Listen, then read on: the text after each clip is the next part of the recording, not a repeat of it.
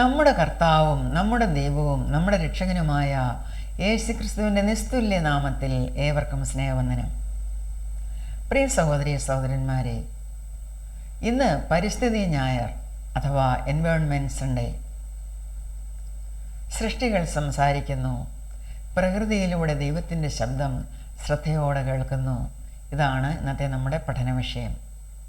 Creation speaks, listening to God's voice in nature. നമുക്ക് ആദ്യമായി പഴയ നിയമത്തിൽ നിന്ന് ഒരു വചനഭാഗം പഠിക്കാം. ഇയ്യോബിൻ്റെ പുസ്തകത്തിൽ നിന്ന്, the book of job, chapter 12 versus 7 to 12. ഇയ്യോബിനെ പറ്റി നമുക്കറിയാം. ഇയ്യോബ് വളരെ നല്ലൊരു മനുഷ്യനായിരുന്നു. ദൈവത്തിന് ഇയ്യോബിനെ വളരെയധികം കാര്യമായിരുന്നു. ഇയ്യോബിനെ പറ്റി വിശുദ്ധ ബൈബിൾ പറയുന്നത് അവൻ നിഷ്കളങ്കനും നേരുള്ളവനും ദൈവഭക്തനും ദോഷം വിട്ടകലുന്നവനുമായിരുന്നു എന്നാണ്. ഇയ്യോബ് ബഹുസമ്പന്നനായിരുന്നു. സകല പൂർവ്വ ദിഗ്വാസികളിലും മഹാനായിരുന്നു. ഈ ഇയ്യോബിന് ഒരിക്കൽ തൻ്റെ ജീവിതത്തിൽ വളരെയധികം കഷ്ടതകൾ നേരിടേണ്ടി വന്നു. തൻ്റെ ശരീരമാസകലം പരുക്കളാൽ താൻ ബാധിക്കപ്പെട്ടു. തൻ്റെ ഭാര്യ പോലും തന്നെ നിന്ദിക്കത്തക്കവണ്ണം ആ രോഗം അതികഠിനമായിരുന്നു. ഭാര്യ ഒരിക്കൽ ഇയ്യോബിനോട് പറഞ്ഞു, നീ ഇനിയും നിന്റെ ഭക്തി മുറുകെ പിടിച്ചുകൊണ്ടിരിക്കുകയാണോ? ദൈവത്തെ ത്യജിച്ചു പറഞ്ഞ് മരിച്ചു കളക. ഇതൊന്നും കേട്ട് ഇയ്യോബ് കുലുങ്ങിയില്ല. ഇയ്യോബിൻ്റെ പുസ്തകം നാം തുടർന്ന് വായിക്കുമ്പോൾ അവിടെ പറഞ്ഞിരിക്കുന്നതായി നാം കാണുന്നത്, ഇയ്യോബ് പറയുകയാണ്, ഈ ബാധയാൽ, ഈ പരുക്കളാൽ ഞാൻ ക്ഷയിച്ചു പോയെന്നാലും, എൻ്റെ ശരീരം ഇങ്ങനെ ദ്രവിച്ച് പോയെന്നാലും ഞാൻ ഒരിക്കൽ ദേഹസഹിതനായി എൻ്റെ ദൈവത്തെ കാണുമെന്ന്. അത്രമാത്രം ദൈവത്തോട് ഭക്തിയുള്ളവനായിരുന്നു ഇയ്യോബ്. ദൈവത്തിൽ പ്രത്യാശയുള്ളവനായിരുന്നു. ഒരിക്കൽ ഇയ്യോബിനെ കാണുവാൻ തൻ്റെ 3 സ്നേഹിതന്മാർ വന്നു. ഇയ്യോബിൻ്റെ ഈ ദുസ്ഥിതി കണ്ട് അവർ ഇയ്യോബിൻ്റെ അടുക്കൽ അങ്ങിരുന്നു. ഇയ്യോബിനോട് സംസാരിക്കുകയാണ്. ദൈവം പാപത്തെ വെറുക്കുന്നവനാണ്. പാപം ചെയ്യുന്നവരെ ദൈവം ശിക്ഷിക്കും. ദൈവം പരിശുദ്ധനാണ്. പാപവുമായി ദൈവത്തിന് യാതൊരു കോംപ്രമൈസുമില്ല. എന്തെങ്കിലും പാപം നിന്നിൽ കാണും. അതുകൊണ്ടാണ് നീ ഇങ്ങനെ കഷ്ടത അനുഭവിക്കുന്നത്. നീ ആ പാപമൊക്കെ ഓർത്ത് അനുതപിച്ച് ഏറ്റുപറയുക. അപ്പോൾ മാത്രമേ നീ സൗഖ്യമാകുകയുള്ളൂ. ഈ സ്നേഹിതന്മാർ പല കാര്യങ്ങൾ ഇയ്യോബിനോട് പറഞ്ഞു. ഇതെല്ലാം നാം വായിക്കുമ്പോൾ അവരെ ക്രൂരന്മാരായ ആശ്വാസകന്മാരായി നമുക്ക് കാണുവാൻ കഴിയും. ഇയ്യോബിന് ദൈവത്തോടുള്ള ആ ഭക്തി അത് അചഞ്ചലമായിരുന്നു. ഇയ്യോബ് അവരോട് സംസാരിക്കുന്ന ഭാഗമാണ് നമുക്കിന്ന് പഠിക്കുവാനുള്ളത്. ഇയ്യോബ് അവരോട് പറഞ്ഞു, നിങ്ങൾ മഹാന്മാരായിരിക്കാം, വിജ്ഞാനികളായിരിക്കാം, നിങ്ങൾ വളരെയധികം ദൈവശാസ്ത്രമൊക്കെ സംസാരിക്കുന്നുണ്ട്, തിയോളജി. പക്ഷേ നിങ്ങൾ ഈ പറയുന്നതിന് മുമ്പേ പ്രകൃതിയിൽ ദൈവത്തിൻ്റെ ആ സൃഷ്ടിയുടെ വൈഭവം നമുക്ക് കാണുവാൻ കഴിയും. സൃഷ്ടികൾ നമ്മളോട് സംസാരിക്കും. അതിന് നിങ്ങളെപ്പോലെ പഠിപ്പും വിജ്ഞാനവും ഒന്നും ആവശ്യമില്ല. നിങ്ങൾ വിജ്ഞാനികളാകുന്നതിന് മുമ്പേ, നിങ്ങൾക്ക് അറിവാകുന്നതിന് മുമ്പേ പ്രകൃതിയിൽ ഇതെല്ലാം ഉണ്ട്. സൃഷ്ടികളിൽ കൂടി അതെല്ലാം നമുക്ക് കാണുവാൻ കഴിയും. നിങ്ങൾ ശ്രദ്ധിച്ചാൽ മതി. നമുക്ക് ദൈവത്തെപ്പറ്റി അല്ലെങ്കിൽ ദൈവത്തെ അപഗ്രഥിക്കുവാൻ നാം ആരുമല്ല. എന്താണ് ദൈവം ചെയ്യുന്നത്, എന്താണ് നമുക്ക് ഭവിക്കുന്നത്, ഇതൊന്നും കണ്ട് ദൈവത്തെപ്പറ്റി അഭിപ്രായം പറയുവാൻ നാം ആരുമല്ല. ദൈവം എന്താണ് ചെയ്യുന്നത് അത് ദൈവത്തിന് മാത്രമേ അറിയൂ. എന്താണ് ഈ ഭൂമിയിൽ നടക്കുന്നത് അതൊന്നും നാം പറയുന്നത് പോലെ അല്ല. ഇയ്യോബ് പറയുന്നു, ചാപ്റ്റർ 12 വേഴ്സ് 7, മൃഗങ്ങളോട് ചോദിക്ക, അവ നിന്നെ ഉപദേശിക്കും. ആകാശത്തിലെ പക്ഷികളോട് ചോദിക്ക, അവ പറഞ്ഞു തരും. അല്ല, ഭൂമിയോട് സംഭാഷിക്ക, അത് നിന്നെ ഉപദേശിക്കും. സമുദ്രത്തിലെ മത്സ്യം നിന്നോട് വിവരിക്കും. യഹോവയുടെ കൈ ഇത് പ്രവർത്തിച്ചിരിക്കുന്നു എന്ന് ഇവയെല്ലാം കൊണ്ടും ഗ്രഹിക്കാത്തവനാർ. ദൈവത്തിൻ്റെ ആ ശക്തി, ആ പരമാധികാരം, ദൈവത്തിൻ്റേതായ ആ ഇഷ്ടം, അതൊക്കെയും നാം ഗ്രഹിക്കണം. അത് നാം വിചാരിക്കുന്നത് പോലെ അല്ല. അതാണ് ഇയ്യോബിന് പറയുവാനുള്ളത്. സകല ജീവജന്തുക്കളുടെയും പ്രാണനും സകല മനുഷ്യവർഗത്തിൻ്റെയും ശ്വാസവും അവൻ്റെ കയ്യിലിരിക്കുന്നു. ചെവി വാക്കുകളെ പരിശോധിക്കുന്നില്ലയോ? അണ്ണാക്ക് ഭക്ഷണം രുചി നോക്കുന്നില്ലയോ? വൃദ്ധന്മാരുടെ പക്കൽ ജ്ഞാനവും വയോധികന്മാരിൽ വിവേകവുമുണ്ട്. പൊതുവെ നാം പറയുന്നതാണ്, മനുഷ്യൻ പ്രായമാകുമ്പോൾ അവൻ അറിവുള്ളവനായി മാറും, ജ്ഞാനിയായി മാറുമെന്ന്. പക്ഷെ അത് ശരിയല്ല.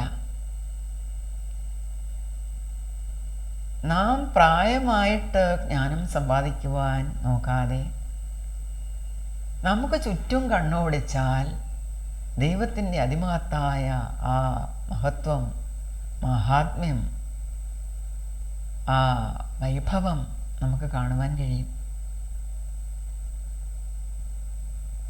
ഉദാഹരണത്തിന് ഇയ്യോബ് പറയുന്നത്, ചെവി വാക്കുകളെ പരിശോധിക്കുന്നില്ലയോ? എങ്ങനെയാണ് നാം ഓരോ കാര്യങ്ങൾ കേൾക്കുന്നത് എന്ന് നിങ്ങൾ ഗ്രഹിച്ചിട്ടുണ്ടോ? ചെവിയാണ് ഈ വാക്കുകളെയെല്ലാം അപഗ്രഥിക്കുന്നത്. അത് ഏത് രീതിയിലാണ് മനുഷ്യൻ സംസാരിക്കുന്നത്, ഏതെല്ലാം വികാരങ്ങളാണ് അതിലുള്ളത്, ഇതെല്ലാം ചെവിയാണ് അപഗ്രഥിക്കുന്നത്. അതുപോലെ അണ്ണാക്ക് ഭക്ഷണം രുചി നോക്കുന്നില്ലയോ? നാം കഴിക്കുന്ന ഭക്ഷണത്തിൻ്റെ രുചി അറിയുന്നത് അണ്ണാക്കിലൂടെ നാം അത് ഗ്രഹിക്കുന്നു. അത് നിങ്ങൾ എന്താണ് മനസ്സിലാക്കാത്തത്? ഭക്ഷണത്തിൻ്റെ രുചി ആരാണ് ഗ്രഹിക്കുന്നത്? അണ്ണാക്ക് ഭക്ഷണം രുചി നോക്കുന്നില്ലയോ? ഇയ്യോബിന് പറയുവാനുള്ളത്, നാം വിധിക്കുവാൻ പാടില്ല. ദൈവത്തെ നാം നമ്മുടെ ഈ ബുദ്ധി കൊണ്ട് ഒന്നും അളക്കുവാൻ കഴിയില്ല. അതിനും അപ്പുറമാണ് ദൈവത്തിൻ്റെ ശക്തി. നിസ്സാരമെന്ന് നാം കരുതുന്ന ഈ സൃഷ്ടികളിലേക്ക് നോക്കുക. സൃഷ്ടിയുടെ വൈഭവം, ബ്രില്യൻസ് ഓഫ് ക്രിയേഷൻ അവിടെ നമുക്ക് മനസ്സിലാക്കുവാൻ കഴിയും. നിങ്ങൾ പറയുന്ന ഈ കാര്യങ്ങളൊന്നും അതിനേക്കാൾ മുൻപേ നാം പ്രകൃതിയിൽ കാണുന്നതാണ്. അതിനാൽ ദൈവത്തെ ഭയപ്പെടുക. ദൈവത്തിൽ ഉള്ള എൻ്റെ ഭക്തിയെ, ആ ആശ്രയത്തെ മാറ്റുവാൻ നിങ്ങൾക്ക് സാധ്യമല്ല. ദൈവത്തോട് ഞാൻ പറ്റിയിരിക്കുന്നത് അവൻ്റെ ആ വലിമ മനസ്സിലാക്കിയിട്ടാണ്. ദൈവത്തിന് എന്നെ അറിയാം. ആ ഒരു ബോധം എനിക്കുണ്ട്. പ്രിയ സഹോദരങ്ങളെ, നാം ഓരോരുത്തരും അതാണ് മനസ്സിലാക്കേണ്ടത്. നാം ദൈവത്തെ അപഗ്രഥിക്കുന്നതിനേക്കാൾ കൂടുതലായി നമ്മുടെ ഓരോ ചലനങ്ങളും ഓരോ ഭാവങ്ങളും നമ്മുടെ ദൈവം മനസ്സിലാക്കുന്നുണ്ട്. ദൈവത്തിൻ്റെ പ്രവൃത്തികൾ അവൻ്റെ സൃഷ്ടികളിലൂടെ നമുക്ക് ഗ്രഹിക്കുവാൻ കഴിയണം. തുടർന്ന് 19-ാം സങ്കീർത്തനം നമുക്ക് പഠിക്കാം. സാം 19. സൃഷ്ടിവൈഭവത്തിൽ വെളിപ്പെട്ട് കാണുന്ന അതേ ദൈവം തന്നെയാണ് വ്യക്തിപരമായി മാനവരാശിയുടെ രക്ഷയ്ക്കായി ഈ ഭൂമിയിലേക്ക് ഇറങ്ങി വന്ന് അവരെ രക്ഷിച്ചത്. സൃഷ്ടികളിലെ ദൈവമഹത്വ വെളിപ്പെടൽ പൂർണ്ണമല്ല. ദൈവവചനമാണ് അതിനായി നാം ആധാരമാക്കേണ്ടത്. ദൈവവചനം നമ്മുടെ തെറ്റുകളെ മനസ്സിലാക്കി മാനസാന്തരപ്പെടുവാനും ദൈവത്തിൽ നിന്ന് വീണ്ടെടുപ്പ് പ്രാപിപ്പാനും നമ്മെ സഹായിക്കുന്നു. നമുക്ക് ആലപിക്കാം 19-ാം സങ്കീർത്തനം. എങ്ങനെയാണ് ദൈവമഹത്വം സർവ്വ സൃഷ്ടികളിലും വെളിപ്പെട്ട് കാണുന്നത്? ആകാശം ദൈവത്തിൻ്റെ മഹത്വത്തെ വർണ്ണിക്കുന്നു. ആകാശവിതാനം അവൻ്റെ കൈവേലയെ പ്രസിദ്ധമാക്കുന്നു. The heavens declare the glory of God. The skies proclaim the work of his hands. പകൽ പകലിന് വാക്ക് പൊഴിക്കുന്നു, രാത്രി രാത്രിക്ക് അറിവ് കൊടുക്കുന്നു. ഭാഷണമില്ല, വാക്കുകളില്ല, ശബ്ദം കേൾപ്പാനുമില്ല.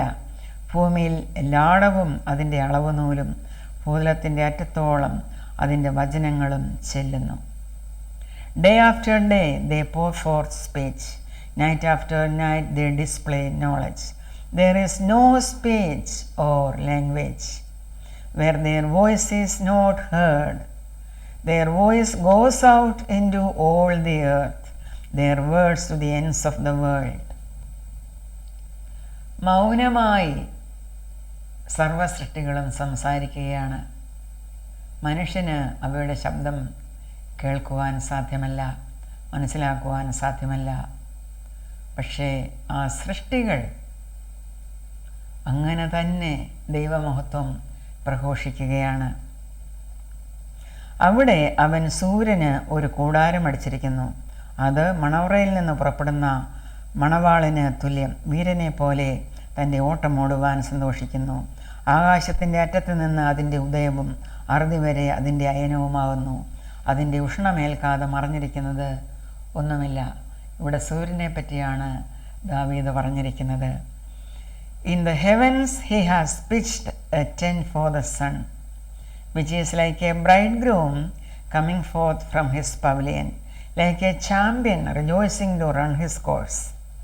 It rises at one end of the heavens and makes its circuit to the other. Nothing is hidden from its heat. സൂര്യൻ്റെ ചൂടിൽ നിന്ന് മറവായിരിക്കുന്നത് ഒന്നുമില്ല. ഇനി ദൈവവചനത്തെ പറ്റിയാണ് ദാവീദ് സംസാരിച്ചിരിക്കുന്നത്. കാരണം സൃഷ്ടികളിലെ ദൈവമഹത്വ വെളിപ്പെടൽ അപൂർണമാണ്. അതിനായി നാം ദൈവവചനം ഹൃദയസ്ഥമാക്കണം, പഠിക്കണം. യഹോവയുടെ വചനം അഥവാ ന്യായപ്രമാണം തികവുള്ളത്, അത് പ്രാണനെ തണുപ്പിക്കുന്നു. യഹോവയുടെ സാക്ഷ്യം വിശ്വാസ്യമാകുന്നു, അത് അല്പബുദ്ധിയെ ജ്ഞാനിയാക്കുന്നു. യഹോവയുടെ ആജ്ഞകൾ നേരുള്ളവ, അവ ഹൃദയത്തെ സന്തോഷിപ്പിക്കുന്നു. യഹോവയുടെ കൽപ്പന നിർമ്മലമായത്, അത് കണ്ണുകളെ പ്രകാശിപ്പിക്കുന്നു. യഹോവ ഭക്തി നിർമ്മലമായത്, അത് എന്നേക്കും നിലനിൽക്കുന്നു. യഹോവയുടെ വിധികൾ സത്യമായവ, അവ ഒട്ടൊഴിയാതെ നീതിയുള്ളവയാകുന്നു. അവ പൊന്നിലും വളരെ തങ്കത്തിലും ആഗ്രഹിക്കത്തക്കവ, തേനിലും തേൻകട്ടയിലും മധുരമുള്ളവ. അടിയനും അവയാൽ പ്രബോധനം ലഭിക്കുന്നു. അവയെ പ്രമാണിക്കുന്നതിനാൽ വളരെ പ്രതിഫലമുണ്ട്. The law of the Lord is perfect, reviving the soul. The statutes of the Lord are trustworthy, making wise the simple. The precepts of the Lord are right, giving joy to the heart. The commands of the Lord are radiant, giving light to the eyes. The fear of the Lord is pure, enduring forever. The ordinances of the Lord are sure and altogether righteous. They are more precious than gold, than much pure gold. They are sweeter than honey from the comb. By them is your servant warned. In keeping them there is great reward. ദൈവകൽപ്പനകൾ അല്ലെങ്കിൽ ദൈവവചനം അനുസരിക്കുന്നതിനാൽ നമുക്ക് നമ്മുടെ തെറ്റുകളെപ്പറ്റി മനസ്സിലാക്കുവാനും അതിനെ ഓർത്ത് പശ്ചാത്തപിച്ച് അനുതപിച്ച് മാനസാന്തരപ്പെടുവാനും തെറ്റുകളിൽ നിന്ന് അകലുവാനും അങ്ങനെ ദൈവം നൽകിയിരിക്കുന്ന വീണ്ടെടുപ്പ് പ്രാപിക്കുവാനും അത് നമ്മെ സഹായിക്കുന്നു. തൻ്റെ തെറ്റുകളെ ഗ്രഹിക്കുന്നവൻ ആര്? മറഞ്ഞിരിക്കുന്ന തെറ്റുകളെ പോക്കി എന്നെ മോചിക്കണമേ. സ്വമേധാ പാപങ്ങളെ അകറ്റി അടിയനെ കാക്കണമേ. അവ എൻ്റെ മേൽ വാഴരുതേ. എന്നാൽ ഞാൻ നിഷ്കളങ്കനും മഹാപാതകരഹിതനും ആയിരിക്കും. Who can discern his errors? Forgive my hidden faults. Keep your servant also from willful sins. May they not rule over me. Then will I be blameless, innocent of great transgression.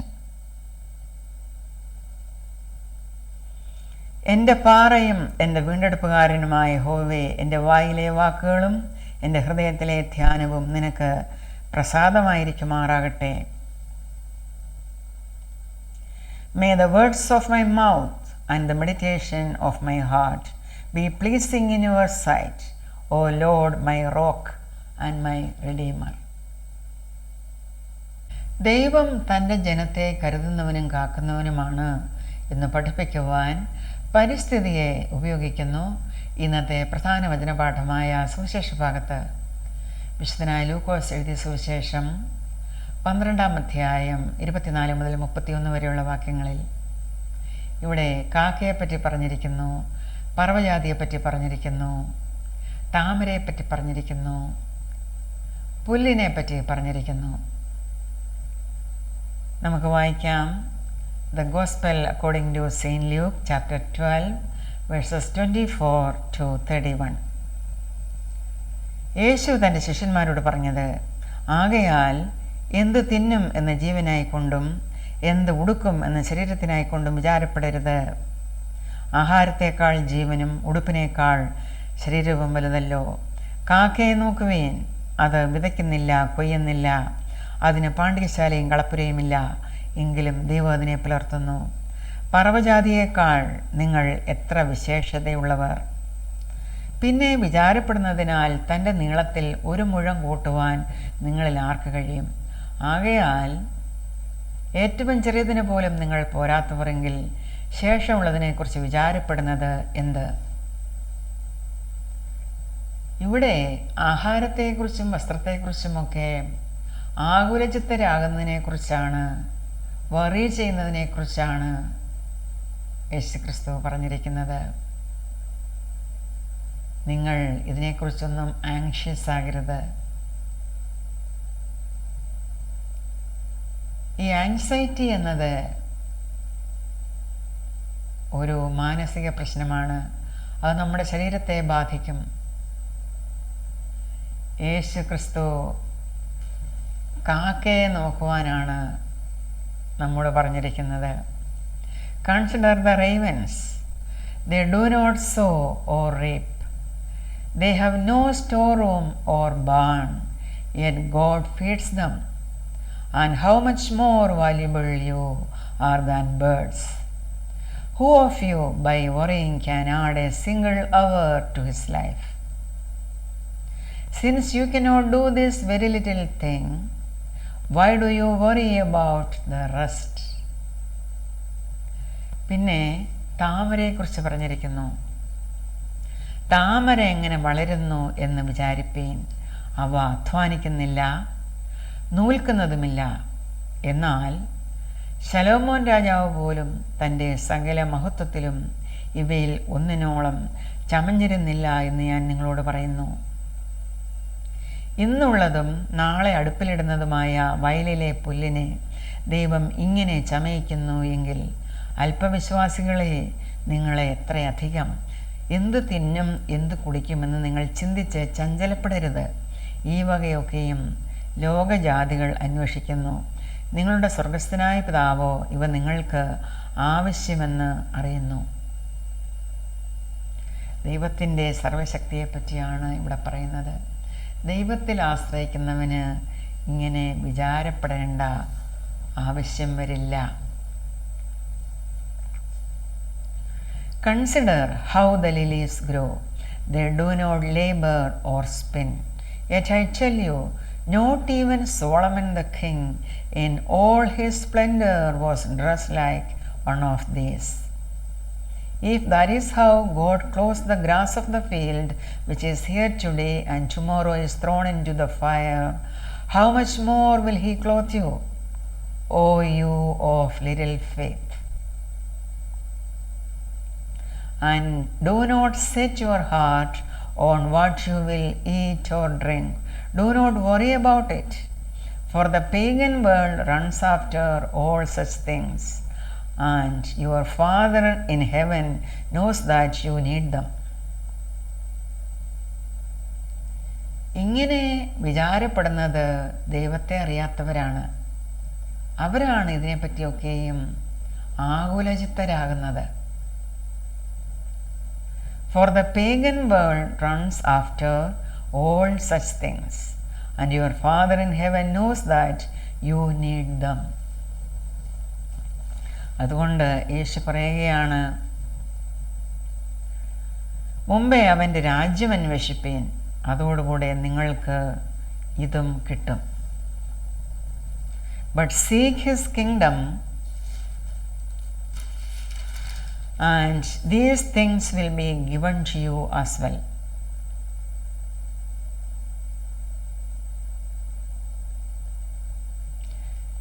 തുടർന്ന് നമുക്ക് Romans പഠിക്കാം. Romans chapter 8 verses 18 to 25. ഈ വചനഭാഗത്ത് നാം കാണുന്നത് നമ്മോടൊപ്പം സർവ്വസൃഷ്ടികളും the entire non human material universe ഒരുപോലെ ഞരങ്ങി ഈറ്റുനോവോടെ കാത്തിരിക്കുന്ന കാഴ്ചയാണ്. എന്തിനു വേണ്ടിയാണ് ഈ യൂണിവേഴ്സൽ ഗ്രോൺ, ഈ ഞരക്കം? സൃഷ്ടികളുടെ ഈ ഞരക്കം അവയുടെ ദ്രവത്വത്തിൻ്റെ ദാസ്യത്തിൽ നിന്നുള്ള വിടുതലിനായിട്ടാണ്. തന്നെയുമല്ല, അവർ ദൈവമക്കളുടെ ആ ഫ്യൂച്ചർ ഗ്ലോറി കാണുവാൻ, പുത്രത്വം പ്രാപിച്ച ആ അവസ്ഥ കാണുവാനായി ആകാംക്ഷയോടെ കാത്തിരിക്കുകയാണ് ഞരങ്ങിക്കൊണ്ട്. നമുക്ക് വായിക്കാം റോമൻസ് ചാപ്റ്റർ 8 വേഴ്സസ് 18 to 25. നമ്മിൽ വെളിപ്പെടുവാനുള്ള തേജസ് വിചാരിച്ചാൽ, അതായത് ഫ്യൂച്ചർ ഗ്ലോറി, ഈ കാലത്തിലെ കഷ്ടങ്ങൾ സാരമില്ല എന്ന് ഞാൻ എണ്ണുന്നു. സൃഷ്ടി ദൈവപുത്രന്മാരുടെ വെളിപ്പാടിനെ ആകാംക്ഷയോടെ കാത്തിരിക്കുന്നു. ദൈവപുത്രന്മാർ എന്ന പദവിയിലേക്കാണ് നാം ഉയർത്തപ്പെടുന്നത്. സൃഷ്ടി ദ്രവത്വത്തിൻ്റെ ദാസ്യത്തിൽ നിന്നുള്ള വിടുതലും ദൈവമക്കളുടെ തേജസ്സാകുന്ന സ്വാതന്ത്ര്യവും പ്രാപിക്കും എന്നുള്ള ആശയോടെ മായയ്ക്ക് കീഴ്പ്പെട്ടിരിക്കുന്നു. മനഃപൂർവമായിട്ടല്ല, അതിനെ കീഴ്പ്പെടുത്തിയവൻ്റെ കൽപ്പന നിമിത്തമത്രേ. സർവസൃഷ്ടിയും ഇന്നുവരെ ഒരുപോലെ ഞരങ്ങി ഈറ്റുനോവോടിരിക്കുന്നു എന്ന് നാം അറിയുന്നുവല്ലോ. ആത്മാവെന്ന ആദ്യ ദാനം ലഭിച്ചിരിക്കുന്ന നാമും നമ്മുടെ ശരീരത്തിൻ്റെ വീണ്ടെടുപ്പായ പുത്രത്വത്തിന് കാത്തുകൊണ്ട് ഉള്ളിൽ ഞരങ്ങുന്നു.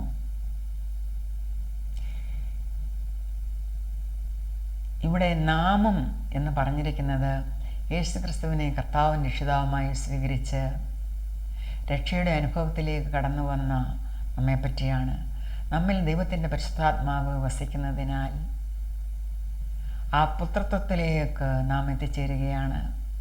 നമ്മുടെ ശരീരത്തിൻ്റെ വീണ്ടെടുപ്പാണ് അവസാനമായി സാധ്യമാകുന്നത്. ദൈവപുത്രന്മാർ എന്ന അവസ്ഥയിലേക്ക് നാം എത്തിച്ചേരും. അതിനായിട്ട് സർവ്വസൃഷ്ടികളും ഒരുപോലെ കാത്തിരിക്കുകയാണ് ആ ഫ്യൂച്ചർ ഗ്ലോറി കാണുവാൻ. പ്രത്യാശയാലല്ലോ നാം രക്ഷിക്കപ്പെട്ടിരിക്കുന്നത്. കാണുന്ന പ്രത്യാശയോ പ്രത്യാശയല്ല. ഒരുത്തൻ കാണുന്നതിനായി ഇനി പ്രത്യാശിക്കുന്നത് എന്തിന്? നാം കാണാത്തതിനായി പ്രത്യാശിക്കുന്നുവെങ്കിലോ അതിനായി ക്ഷമയോടെ കാത്തിരിക്കുന്നു.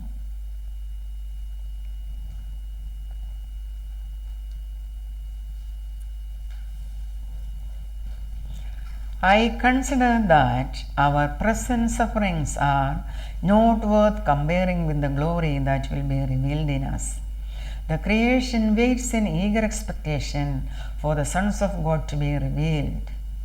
For the creation was subjected to frustration, not by its own choice, but by the will of the one who subjected it, in hope that the creation itself will be liberated from its bondage to decay and brought into the glorious freedom of the children of God. We know that the whole creation has been groaning as in the pains of childbirth right up to the present time. Not only so, but we ourselves, who have the first fruits of the Spirit, groan inwardly as we wait eagerly for our adoption as sons. We groan inwardly as we wait eagerly for our adoption as sons, the redemption of our bodies. For in this hope we were saved. But hope that is seen is no hope at all. നമുക്ക് ഇന്ന് അത് കാണുവാൻ കഴിയില്ല.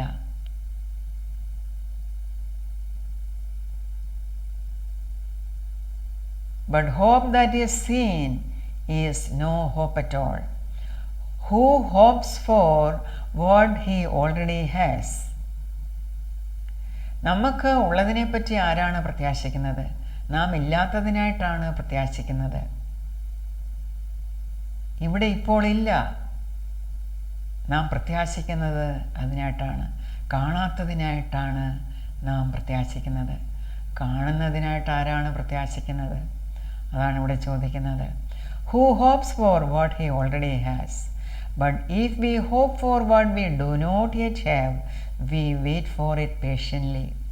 കാണാത്തതിനായി നാം കാത്തിരിക്കുകയാണ്. നാം അത് കാണാൻ പോവുകയാണ്. പ്രത്യാശയോടെ നാം കാത്തിരിക്കുകയാണ്. സർവ്വ സൃഷ്ടികളും ഒരുപോലെ കാത്തിരിക്കുകയാണ് ദൈവപുത്രന്മാരുടെ വെളിപ്പാടിനെ. സൃഷ്ടികളും ദ്രവത്വത്തിൻ്റെ ദാസ്യത്തിൽ നിന്ന് ഉള്ള വിടുതൽ പ്രാപിക്കും. മനുഷ്യൻ്റെ പാപനിമിത്തം ദൈവം എങ്ങനെയാണോ ഈ സൃഷ്ടികളെയൊക്കെ ഡിസൈൻ ചെയ്തത്, അതിനനുസരിച്ച് ഫലം പുറപ്പെടുവിക്കുവാൻ ഫലവത്തായ ഒരു കാര്യത്തിനായി അവയ്ക്ക് സാധിച്ചില്ല. അവ വിടുതലിനായി കാത്തിരിക്കുകയാണ് ഇന്ന്. അതാണ് അവരുടെ ഉള്ളിൽ ഞരങ്ങുന്നത്. നമ്മുടെ ഉള്ളിൽ നാമം ഞരങ്ങുകയാണ്. നാം കാണാത്തതിനായി പ്രത്യാശിക്കുകയാണ്. നാം അത് ഒരിക്കൽ കാണും. സർവ സൃഷ്ടികളും ഈ ദൈവത്തെയാണ് വാഴ്ത്തിപ്പാടുന്നത്. എല്ലാ സൃഷ്ടികളും ജീവജാലങ്ങളും ഈ ദൈവത്തിന് പാട്ടുപാടുകയാണ്. ശബ്ദമുയർത്തി നമ്മുടെ കർത്താവിനെ നമുക്ക് വാഴ്ത്തിപ്പാടാം സർവ സൃഷ്ടികളോടുമൊപ്പം. All creatures of our Lord and King. All creatures of our Lord and King, lift up your voice and with us sing. Oh, praise Him. Hallelujah. Thou burning sun with golden beam, thou silver moon with softer gleam. Oh, praise Him. Oh, praise Him. Hallelujah.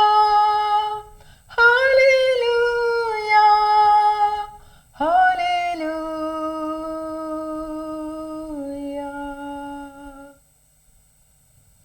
Let all things their Creator bless and worship Him in humbleness. Oh, praise Him. Hallelujah. Praise, praise the Father, praise the Son, and praise the Spirit, three in one. Oh, praise Him. Oh, praise Him. Hallelujah.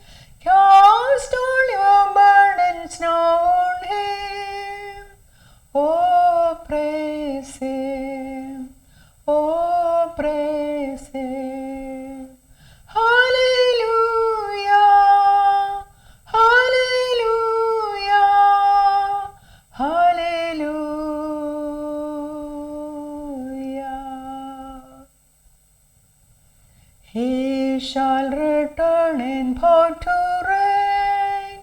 Heaven and earth will join to sing. Oh, praise Him.